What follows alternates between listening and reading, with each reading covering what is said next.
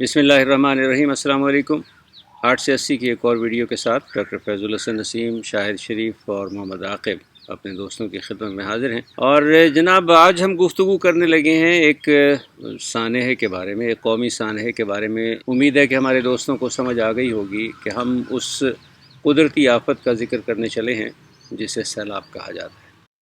ہم جس علاقے سے تعلق رکھتے ہیں اسے جنوبی پنجاب کہا جاتا ہے، اور جنوبی پنجاب ان علاقوں میں سے ہے جو اس سیلاب سے سب سے زیادہ متاثر ہوئے ہیں۔ بلوچستان، سندھ، جنوبی پنجاب، خیبر پختونخوا کے کچھ علاقے، یہ وہ علاقے ہیں پاکستان کے جو موجودہ سیلاب سے بہت بری طرح سے متاثر ہوئے ہیں۔ تو ہم نے سوچا کہ اپنے دوستوں سے یہ بات کریں کہ یہ قدرتی آفات کیوں آتی ہیں، ان سے بچنے کا کوئی طریقہ موجود ہے، ہمارے وہ ہم وطن، وہ بہن بھائی جو اس سیلاب سے متاثر ہیں تو ان کی کس طرح سے مدد کی جا سکتی ہے، اور اس وقت ان کے دکھوں کا مداوع کس طرح کیا جا سکتا ہے۔ سب سے پہلے تو میں ذکر کر دوں اس بات کا کہ جس سیلاب نے اس وقت ہمارے وطن کے مختلف علاقوں کو متاثر کیا ہوا ہے اس کا سبب کیا بنا۔ اور آپ کو معلوم ہے، شاید ہمارے سب دوست جانتے ہیں، 14 جون سے بارشیں شروع ہوئیں جی، اور تاحال مختلف علاقوں میں وہ بارشیں ہوئے چلی جا رہی ہیں جی سر۔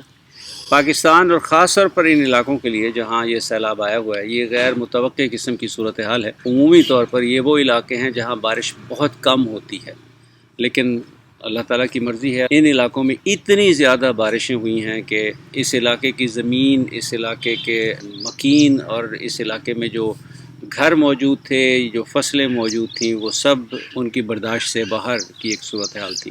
آپ نے کبھی وزٹ کیا اس علاقے کو جہاں آج کل سیلاب آیا ہوا ہے، یا کچھ دوست جو آپ کے ان علاقوں میں موجود ہوں ان کی زبانی آپ کو کیا ملا سننے کو؟ جی سر، توسا اور راجن پور کے علاقے کے ہمارے دوست ہیں ڈی جی خاں میں، تو انہوں نے تصاویر کے ذریعے جو ہے ہمیں وہاں کی منظر کشی کی ہے، ہمیں بھیجی ہیں۔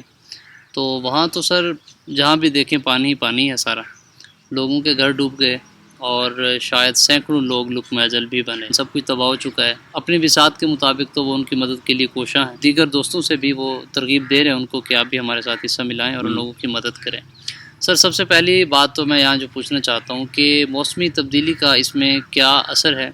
کیا گرمی بڑھنے سے گلیشیئرز بھی پگھلے ہیں، یا صرف بارشیں ہی ہیں جو زیادہ ہوئی ہیں معمول سے اور اس کی وجہ سے یہ سیلاب آیا ہے؟ شاید عام طور پر نا ہم سائنسدانوں کو پھرے ہوئے دماغ والا کہتے ہیں جی، لیکن کئی دفعہ اپنی ویڈیوز میں بات کر چکے ہیں کہ سائنس نام ہے سچائی کی تلاش کا جی، اور سائنسدان مسلسل اسی کوشش میں رہتے ہیں کہ جو سچ ہے اس کو وہ تلاش کریں اور لوگوں کے سامنے لائیں۔ 1990 کی دہائی سے سائنسدانوں نے لوگوں کی پوری دنیا کے انسانوں کی توجہ اس طرح مبذول کرانی شروع کی تھی کہ جناب جو اس وقت ہمارا لائف سٹائل ہے، اس کا ہمارے کرۂ ارضی کے موسم ہیں ان پر بہت برا اثر پڑ رہا ہے، اور ایک وقت آئے گا کہ جب اس قسم کے حالات پیدا ہو جائیں گے کہ جہاں بارشیں نہیں ہوتی اب وہاں بارشیں ہونا شروع ہو جائیں گی جی، اور جہاں بارشیں ہوتی ہیں وہاں بارشیں ہونا بند ہو جائیں گی۔ بدقسمتی یہ ہے کہ بالعموم جیسے عام طور پہ ہوتا ہے، سائنسدانوں کو باتوں کو ہم کوئی بہت زیادہ توجہ نہیں دیتے، تو صرف پاکستان کی بات نہیں، پوری دنیا میں عمومی رویہ یہ تھا کہ یہ بس سائنسدان ایسے ہی ہمیں ڈرا رہے ہیں جی، لیکن آپ یہ دیکھیے 1990 میں سائنسدانوں نے یہ آہو پکار شروع کی تھی کہ جناب اپنا لائف سٹائل تبدیل کریں، اپنا لائف سٹائل تبدیل کریں، اپنا لائف سٹائل تبدیل کریں۔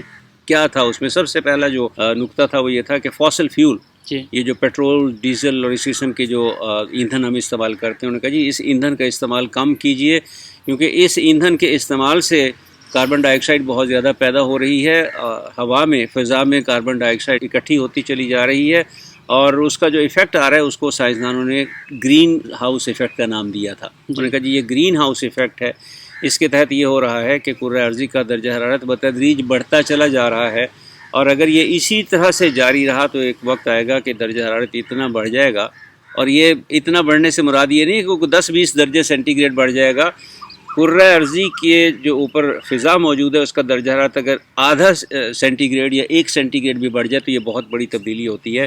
تو انہوں نے اس وقت بتایا تھا کہ اگر یہ درجہ حرارت اسی طرح سے بڑھتا رہا تو وہ گلیشیئرز جو دنیا کے مختلف علاقوں میں صدیوں سے پڑے ہوئے ہیں جی، وہ پگھلنا شروع ہو جائیں گے۔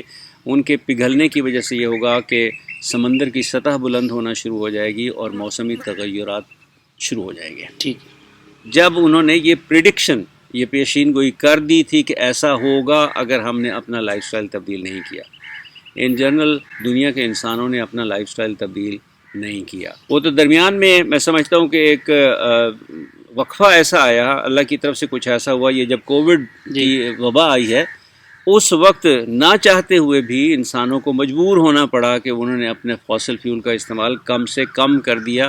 کچھ ایک وقفہ بڑھ گیا، ورنہ شاید یہ اس سے پہلے یہ حالات پیدا ہو جاتے. اور اب بھی یہی صورتحال ہے. سائنسدان ابھی بھی یہی کہہ رہے ہیں کہ اگر ہم نے اپنے لائف سٹائل کو تبدیل نہیں کیا تو آنے والے وقتوں میں اس سے زیادہ بری صورتحال پیدا ہوگی. موسم میں جو تغیرات آ رہے ہیں ان کے باعث گلیشیئر پگھل جائیں گے. اور میں چاہوں گا کہ ہم کسی وقت ایک ویڈیو اسی حوالے سے کریں کہ وہ کیا صورتحال ہوگی جس کے باعث موسم میں تبدیلی آئے گی اور کس قسم کی متوقع تبدیلی ہے جو سائنسدان کہہ رہے ہیں. لیکن ہم اس کا ایک مظاہرہ اس وقت دیکھ رہے ہیں. یہ علاقے جیسے میں نے کہا کہ ان میں بارشیں زیادہ نہیں ہوتی تھیں اور ان میں اب بارشیں رکنے کو نہیں آ رہی. آپ کو یاد ہوگا جن دنوں شروع میں یہاں بارش ہوئی تو پانی ایسے جذب ہو جاتا تھا کہ تھوڑی دیر میں ہی پانی ختم ہو جاتا تھا غائب. اب چند چھینٹے بھی پڑیں تو پانی زمین کے اوپر ٹھہرتا ہے. کیوں؟ زمین کی کیپیسٹی اپنی حد تک پہنچ چکی ہے. زمین اب مزید پانی جذب نہیں کر سکتی. ٹھیک ہے. اور یہ سارے علاقوں میں جتنی بارشیں ہو رہی ہیں وہ پانی بارشوں کا اکٹھا ہو کر ندی نالوں کے ذریعے دریاؤں میں اور دریاؤں میں پھر وہ طوفانی ریلوں کی شکل میں اکٹھا ہو کے بہہ رہا ہے. اور اتنی اس میں طاقت ہوتی ہے. آپ نے ویڈیوز میں جیسے ذکر کیا، سب دیکھنے والے دیکھ رہے ہوں گے کہ کس نوعیت کی طاقت ہوتی ہے اس میں. عمارتوں کی عمارتیں وہ پانی بہا کر لے جاتا ہے. انسان تو کچھ بھی نہیں ہے اس کے سامنے. اور اس وقت جو ایسٹیمیٹ آ رہا ہے وہ یہ ہے کہ 22 کروڑ کے ملک میں کوئی 3 کروڑ کے لگ بھگ انسان اس وقت جو ہے نا وہ بری طرح سے متاثر ہو چکے ہیں ان سیلابوں سے. ان کے گھر تباہ و برباد ہو گئے، ان کے مال و مویشی تباہ و برباد ہو گئے، ان کا ساز و سامان، یعنی ان کے پاس بس شاید وہی کپڑے بچے ہیں جن میں وہ بیٹھے تھے. ان کے پاس اب پہننے کو کچھ نہیں، کھانے کو کچھ نہیں، رہنے کو کچھ نہیں. ضروریات زندگی جتنی ہیں ان کے لیے ان کے پاس اس وقت کچھ نہیں ہے. سر اس کا مطلب یہ ہے کہ یہ جو پریزنٹ اور موجودہ سچویشن ہے اس میں ایک تو بارشوں کا معمول سے زیادہ ہونا اور گلیشیئرز بھی ٹیمپریچر زیادہ ہونے سے پگھلے ہیں، تو دونوں کی وجہ سے ایسا ہوا ہے. دونوں کی وجہ سے ہے. اچھا سر، دوسری بات یہاں پہ بدقسمتی سے جب ہم سننے کو ملتا ہے، اکثر ہم سوشل میڈیا پہ بھی دیکھ رہے ہوتے ہیں کہ جی اللہ کا عذاب آیا ہے تو ایسے ایسے کر لے. یعنی جو ہماری مس مینجمنٹ ہے کہ اگر ہمارے پاس کچھ زیادہ پانی ہو گیا معمول سے زیادہ تو ہم اگر اس کو سنبھال نہیں سکے تو وہاں تاثر یہ دیا جاتا ہے دیکھیں جی اللہ کا عذاب آ گیا، ان لوگوں پہ یہ ہو گیا وہ ہو گیا. تو ہم اس طرف تو نہیں سوچ رہے کہ ہماری کوتاہی کیا ہے، اور بجائے اس کے کہ ہم کیا صرف ان کو ہی مورد الزام ٹھہرا رہے ہیں کہ وہی لوگ بس. شاہد دیکھیے یہ اس کا ایک ایسا پہلو ہے جس کے اوپر تفصیل سے گفتگو کی جا سکتی ہے. یقیناً اس میں اللہ تعالیٰ کی ناراضگی کا ایک عنصر موجود ہے. ٹھیک ہے. اور اس کے بارے میں گزارش یہ کروں گا کہ ہم میں سے ہر شخص ذرا اپنے گریبان میں جھانک کے دیکھے. یقیناً ہم سے کوتاہیاں ہوتی ہیں جس کے سبب اللہ تعالیٰ کے طرف سے اس قسم کے حالات پیدا کیے جاتے ہیں. قرآن مجید میں اللہ تعالیٰ نے بہت واضح طور پہ کہا کہ ایسا کرو گے تو میں یوں کروں گا، اور ایسا کرو گے تو پھر یعنی اللہ کا کہا مانو گے تو پھر تمہارے اوپر نعمتیں اور رحمتیں برسیں گی. اور اگر خدا نہ خواستہ اللہ تعالیٰ کی ناراضگی کا باعث بنو گے تو پھر اللہ تعالیٰ انہی چیزوں کو ہمارے لیے ناراضگی کا سبب بھی بنا دیتا ہے. یہ ایک ایسا پہلو ہے جس پہ تفصیل سے بات کی جا سکتی ہے. ہمیں بہرحال اپنی کوتاہیوں کو سمجھنے کی اور ماننے کی، تسلیم کرنے کی ضرورت ہے. ہم سے کوتاہیاں ہوئی ہیں.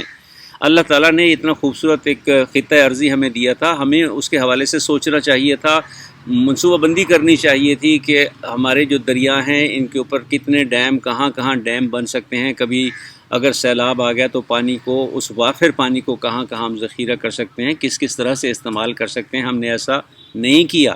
یہ ہماری کوتاہی ہے، اور جب بھی ہم کوتاہی کریں گے تو پھر اس کوتاہی کی سزا کسی نہ کسی شکل میں ہمیں ملے گی. ایک بات. دوسری بات یہ ہے کہ اگر یہ کہا جائے کہ جن لوگوں کے اوپر سیلاب آیا ہوا ہے ان پر عذاب آیا ہوا ہے، میں کہتا ہوں یہ بہت بڑی حماقت ہوگی. یہ سوچنا بھی بہت بڑی حماقت ہوگی. میں سر اسی بات کی طرف اشارہ کر رہا ہوں. نہیں، وہ دیکھیے جو عذاب ہے اور جو آزمائش ہے، چلیے ہم معافی چاہتے ہیں اللہ سے کہ ہم عذاب کا لفظ اس کے لیے استعمال کریں. اللہ کی طرف سے ایک آزمائش آئی ہے. یہ آزمائش صرف ان لوگوں کے لیے نہیں ہے، یہ آزمائش اس ملک کے تمام لوگوں کے لیے ہے.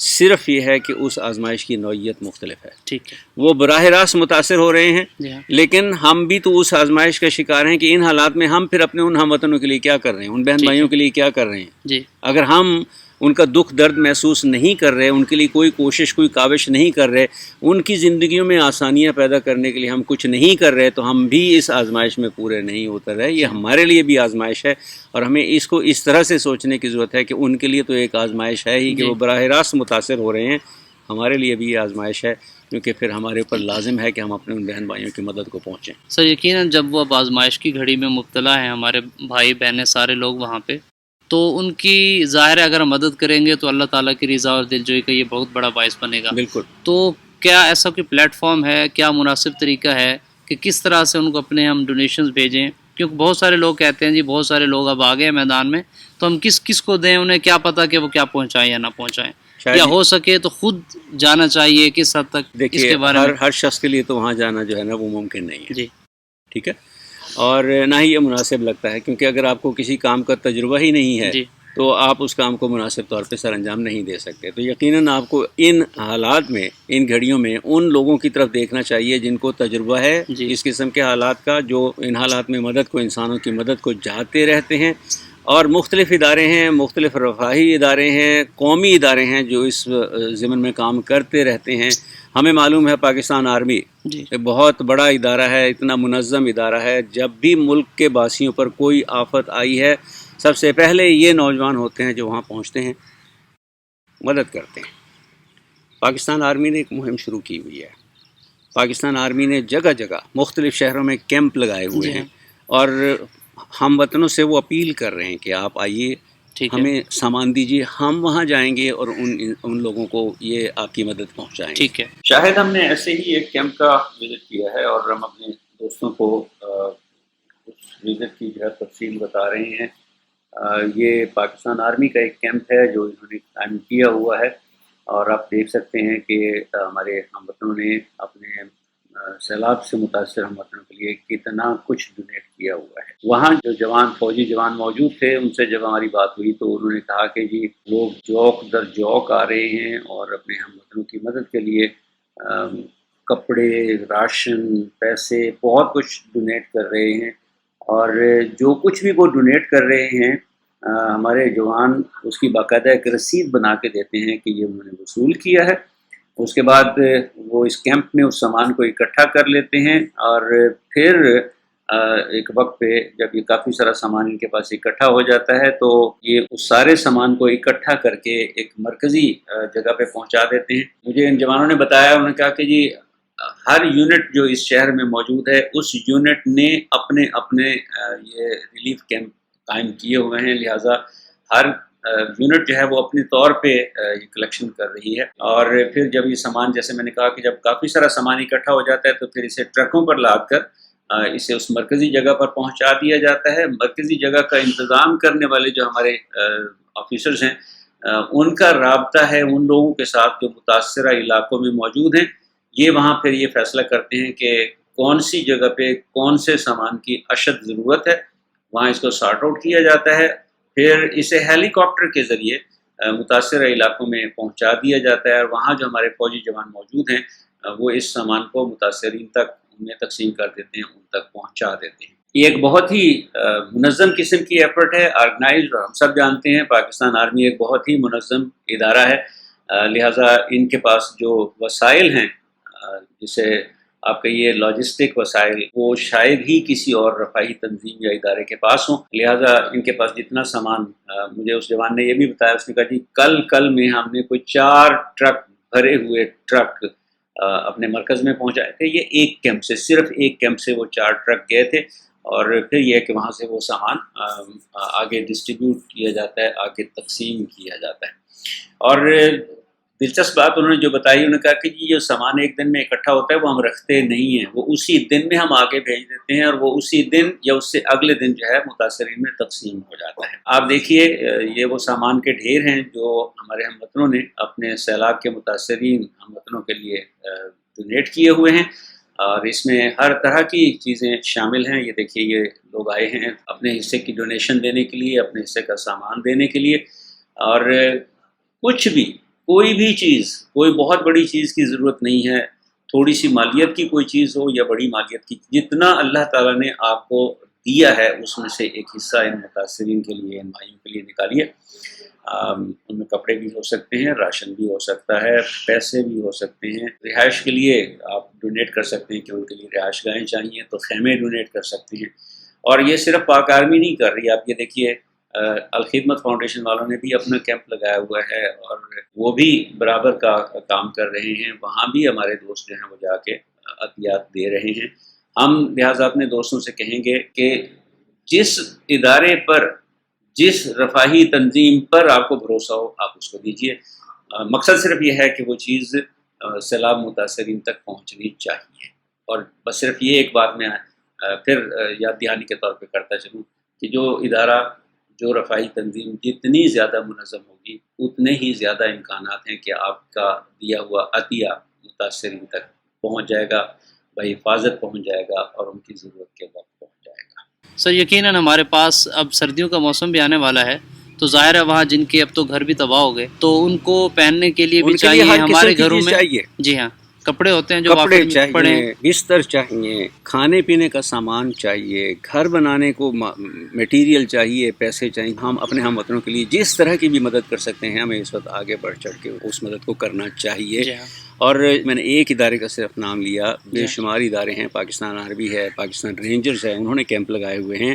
رفاہی تنظیموں میں مثال کے طور پہ ایدھی فاؤنڈیشن ہے، الخدمت فاؤنڈیشن ہے اور بہت ساری تنظیمیں ہیں. جس پر بھی آپ کا اعتماد ہے آپ جائیے اس کو ڈونیٹ کیجیے اور اس سے کہیے کہ یہ ہماری طرف سے ٹھیک ہے، یہ مدد ہے، ان لوگوں تک پہنچا دیجیے. یقیناً سر یہ ہمارے چینل کی طرف سے بھی ایک ترغیب ہے کہ ہمارے مشکل میں پھنسے ہوئے بہن بھائیوں کی وہاں ہم مدد کر سکیں. تو ہمارا یہ پیغام سب کی طرف ہے. اس چینل کی وساطت سے ہم ریکویسٹ بھی کر رہے ہیں کہ اپنے وسائل کو بروئے کار لاتے ہوئے جتنا آپ کر سکتے ہیں تو ہمارے ان بھائیوں کی جو پریشان حال ہیں ان کی مدد کیجیے. کہا جاتا ہے قطرہ قطرہ دریا بنتا ہے. جی ہم جتنا بھی ڈونیٹ کر سکتے ہیں عطیات کی شکل میں، رقم کی نقدی کی شکل میں، سامان کی شکل میں، وہ بظاہر تھوڑا ہوگا لیکن تھوڑا تھوڑا جب بہت سارے ہم وطن اس میں اپنا اپنا حصہ ڈالیں گے تو انشاءاللہ یہ بہت بڑی مدد بنے گی. اور وہ بہن بھائی جو اس وقت اس آفت کا شکار ہیں انشاءاللہ ان کے لیے آسانیاں پیدا ہوں گی.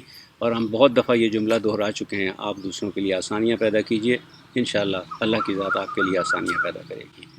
فیض الحسن نسیم، شاہد شریف اور محمد عاقب کو دیجیے اجازت. انشاءاللہ آئندہ ویڈیو میں پھر آپ سے ملاقات ہوگی. السلام علیکم ورحمۃ اللہ وبرکاتہ.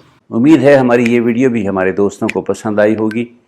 اگر آپ نے ابھی تک ہمارا چینل سبسکرائب نہیں کیا تو چینل سبسکرائب کیجیے، گھنٹی کے نشان کو بھی کلک کیجیے. اور ہاں، ان ویڈیوز کے لنکس اپنے دوستوں سے شیئر کرنا مت بھولیے.